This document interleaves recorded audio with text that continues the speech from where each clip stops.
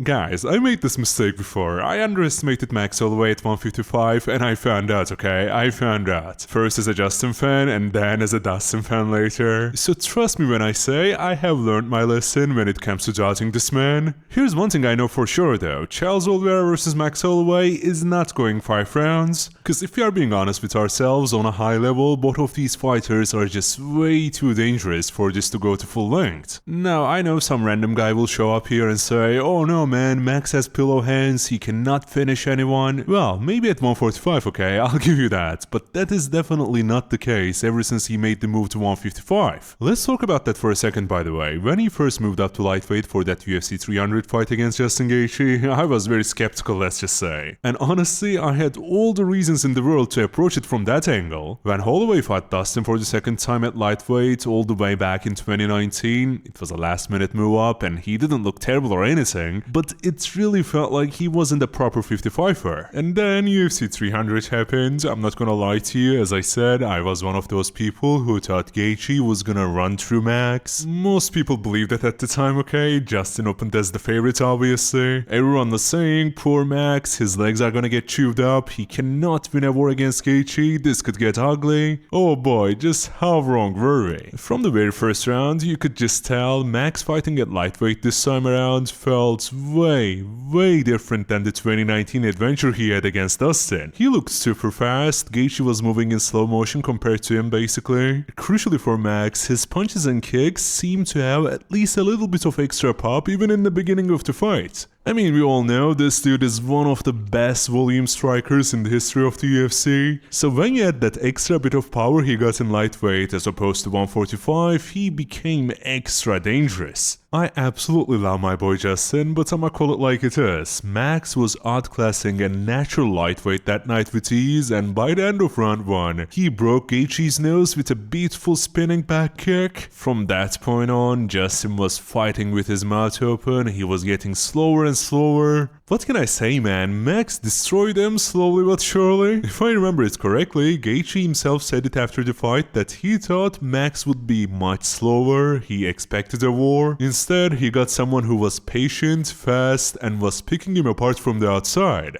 I know I'm yapping too much, yet I'm telling you all this so that you understand what a menace Max has become in this division, dude. Looking back at that UFC 300 situation, where it gets really crazy is Max winning every single round, he is up on all the scorecards. Any other fighter in the world would coast that last round, right? But Max Holloway is not any other fighter. With 10 seconds left on the clock, he points to the center of the octagon and tells Gaethje, who is one of the hardest hitters in this division for sure, he says let's go right here right now. They start swinging and with 1 second left on the clock, almost like it's out of a movie or something, Max lands a clean overhand right, which promptly puts Gaethje face first into the canvas, out cold. Mind you, this was the first time anyone had ever completely shut Justin Gaethje's lights off. So yeah, that fight definitely changed my opinion in regards to just how well Max Holloway can do in the lightweight division. And I know I've been hyping him up for the entirety of this video, so it's obvious what I mean by the title, right? This will not be close, cause Max will destroy Charles unfortunately, or fortunately, depends on who you love more. With Charles though, I'm not saying his career wasn't more impressive, it certainly was. It's just that he's been steadily declining for a while. Yeah, he got a few wins here and there, yet ever since losing his belt to Makhachev, he's been fading away now. If we include the Makhachev loss back in 2022, Charles has gone 3-3